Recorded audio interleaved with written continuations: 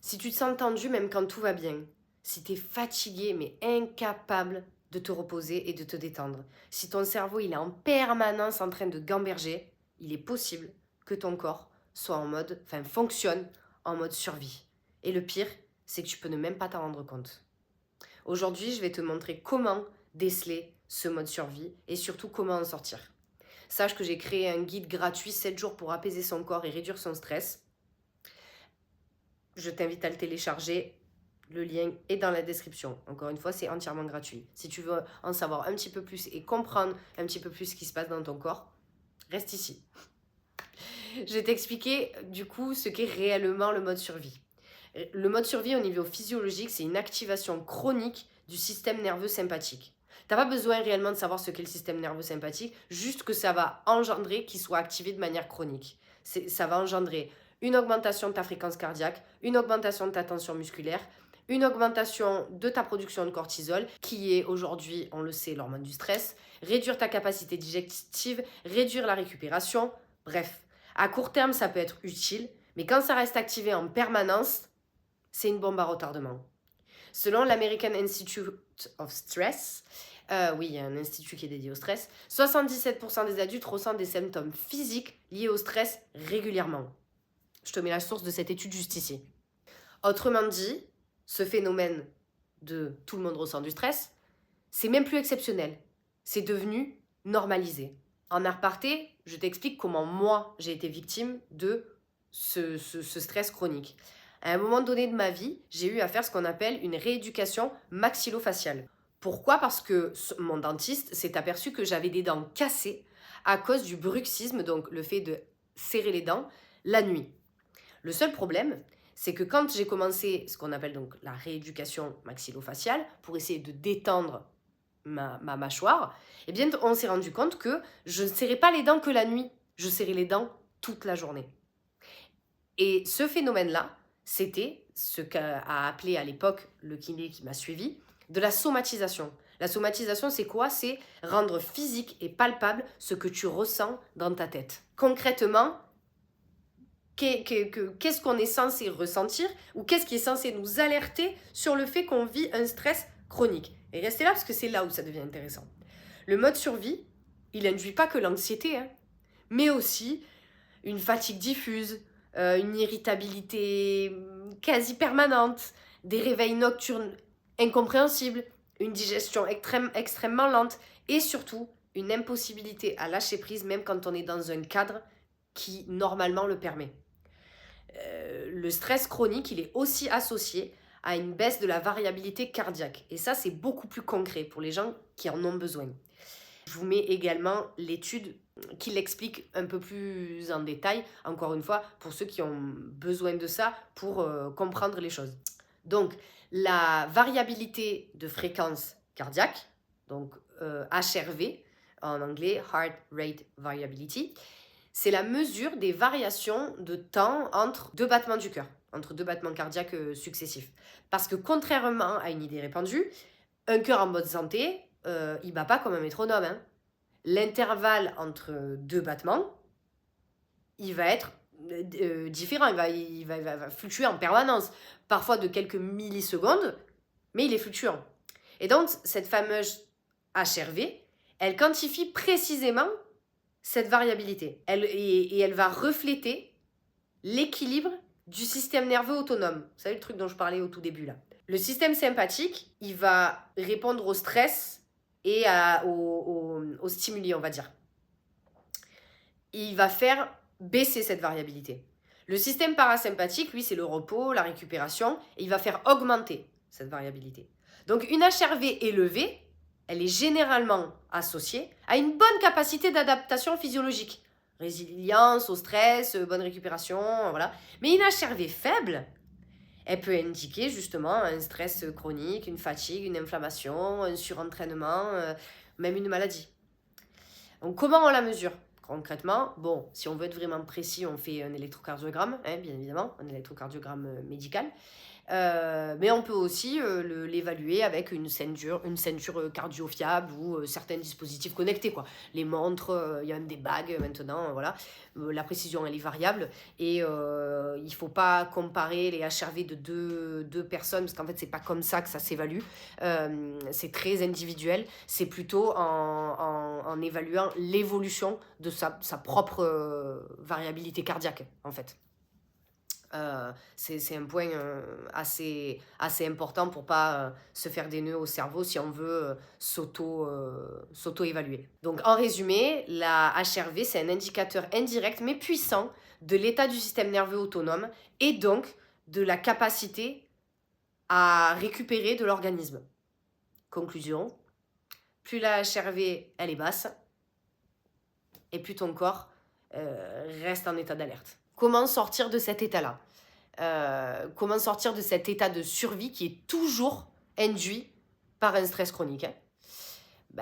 Pas uniquement en pensant positif, mais en régulant, avec des actions concrètes. La première, je vous invite à commencer ce qu'on appelle les micro-décharges nerveuses dans la journée. Toutes les 90 minutes, il faudrait se lever, marcher 2 minutes, respirer, boire un verre d'eau, voilà. Pourquoi toutes les 90 minutes ? Parce que le cerveau, il fonctionne en cycle ultradien de 90 minutes environ. Voilà, là encore une fois, je vous fais une infographie pour vous expliquer un petit peu ce qu'est le cycle ultradien. En fait, le corps répond à tout un tas de cycles qu'on ne connaît pas. Donc, on connaît le cycle de sommeil qui est organisé en cycle d'environ 90 minutes, alternant entre sommeil léger, profond et paradoxal. Une nuit normale, elle comprend environ entre 4 à 6 cycles ultradiens. Mais il y a aussi les cycles d'attention et d'énergie dans la journée, qui s'organisent aussi en cycle d'environ 90 à 120 minutes de vigilance élevée, suivie d'une baisse transitoire inévitable. Et cette fluctuation, elle influence la concentration et la performance cognitive. C'est pourquoi ça fait des années que je me bats non pas par flemme ou par manque d'investissement, parce que j'adore mon métier, mais je me bats contre cette espèce d'idée reçue comme quoi on est efficace de 8h à 18h. C'est faux. Moi, j'ai la chance dans mon métier de ne pas travailler dans ce rythme-là et d'adapter mon rythme de travail à justement mon cycle ultradien qui induit que toutes les 90 à 120 minutes, j'ai besoin de décrocher de ce que je suis en train de faire sur un temps qui m'est propre. Mais c'est physiologique. C'est pas un manque de motivation, c'est pas un manque d'investissement, c'est pas... non, c'est juste physiologique. Comprendre ces cycles ultradiens, ça permet d'optimiser le travail et donc la récupération. Travailler par bloc de 60, 90, 120 minutes, puis faire une pause, ça correspond mieux au fonctionnement neurophysiologique naturel. Donc en résumé, un cycle ultradien, c'est une oscillation biologique répétée plusieurs fois par jour, mais structurant l'énergie, le sommeil et les fonctions physiologiques. Donc ça sert à rien d'essayer d'aller contre ça. La deuxième action concrète qu'on peut mettre en place, c'est la sécurité corporelle. Avant de dormir, il est essentiel de s'étirer, de respirer dans on va dire, un rythme qui n'est pas haletant. Et c'est là où les gens qui sont stressés vont se rendre compte qu'ils respirent comme des petits chiens plutôt qu'avoir des respirations longues. Et d'avoir une lumière adaptée. Sous-entendu, pas d'écran. Ça va signaler la sécurité au corps. Et ça va faire comprendre au corps que là où il s'endort, il est en sécurité. Ton cerveau, il cherche en permanence à savoir si tu es en danger ou si tu es en sécurité. Il ne se base pas seulement sur ce que tu penses, mais surtout sur ce que ton corps lui envoie comme signal. Donc si toi, tu t'allonges dans ton lit, que tu as l'impression d'être bien, tu te dis c'est le moment où je vais lâcher, c'est trop cool, je m'endors, je suis bien, je suis sous ma couette. Mais que ton corps, il est encore, en l'occurrence comme moi, j'étais comme ça, ou que tu es tendu comme une arbalète, tu auras beau t'endormir en étant dans ta tête plus ou moins serein, hein, on va pas parler de charge mentale encore une fois, mais que ton corps il est tendu, faut pas s'étonner que tu te réveilles fatigué. Donc, pourquoi les étirements lents? Parce que ça va faire comprendre à ton corps que tu es dans des mouvements de relâchement, tu n'es pas dans un combat, tu n'es pas dans la fuite, il n'y a pas de tension. Pour ton cerveau, ton corps, il est détendu, il n'y a pas d'urgence, il n'y a pas de menace, il peut lâcher. Donc, des étirements, ça mange pas de pain, mais ça fait comprendre à ton corps que là où tu t'endors, tu es en sécurité. Respirer lentement, c'est pareil. Surtout avec une expiration plus longue que l'inspiration. Ça va ralentir naturellement le cœur. C'est pour ça qu'on parle de cohérence cardiaque. Je ferai aussi une vidéo à ce sujet. Or, en situation de danger, la respiration, elle devient rapide et courte. Donc, si tu fais une respiration longue, lente et contrôlée avant de t'endormir, tu envoies le message à ton corps que tout est OK. Ton corps ajuste le niveau d'alerte en fonction de ta respiration. Donc là, tu respires lentement, tout est OK. Et enfin, pour la lumière basse, une lumière forte, ça stimule l'éveil, l'attention, alors qu'une lumière douce, au contraire, ça va être associé au repos, tout simplement. Et voilà pourquoi on dit qu'il faut éviter les écrans au moins 1 heure avant d'aller se coucher. En baissant la lumière, tu dis à ton système nerveux, on peut ralentir, doucement. En résumé, t'essaies pas de convaincre ton cerveau avec des mots. Tu lui montres, par le corps et l'environnement, que tout est calme. Parce que quand on éteint son téléphone 10 secondes avant de s'endormir, on croit vraiment que le corps, il a le temps de suivre. Et on croit vraiment que le corps, il se dit en l'espace d'un quart de seconde, « Ok, c'est bon, on dort !» Et après, on ne comprend pas pourquoi on n'arrive pas à dormir. Mais parce qu'en fait, le corps n'a pas le temps de suivre avec les messages qu'il a reçus. En fait, la dernière action à mettre en place, c'est limiter l'hyperstimulation. J'ai trouvé 2 baromètres extrêmement sérieux en France qui expliquent qu'un Français passe en moyenne 4 heures sur un écran pour un usage personnel. On ne parle même pas des gens qui travaillent toute la journée sur ordinateur. Pour moi, c'est une moyenne très basse. Les gens passent plus de temps que ça, sur leur téléphone notamment. Mais ne serait-ce que 4 heures sur ton téléphone par jour, c'est un quart de ton temps d'éveil. Un quart de ton temps d'éveil. Il est temps de le réaliser. Et maintenant, pour les gens qui ont un téléphone de la marque Apple, on peut tous avoir l'indicateur du nombre de temps qu'on passe sur notre écran. Donc, on peut plus se mettre des œillères. On le sait. On sait qu'on passe autant de temps sur notre téléphone. Mais au-delà du temps passé sur les écrans, tous confondus, moi, je parle de l'hyperstimulation des notifications qui, comme leur nom l'indique, sont des alertes. Je parle pas que du temps de scrollage, le moment où tu fais défiler les vidéos jusqu'à plus soif. Moi, je parle de la multitude de notifications qu'on reçoit par jour et qui ne sont pas urgentes. Pourtant, par essence, la notification est une alerte. Donc, il faut répondre à cette alerte. Chaque notification, c'est une micro-stimulation toujours de ton système nerveux. Personnellement, j'ai désactivé les notifications de mes réseaux sociaux, ça fait des années. Et je n'ai pas ma boîte mail pro accessible sur mon téléphone.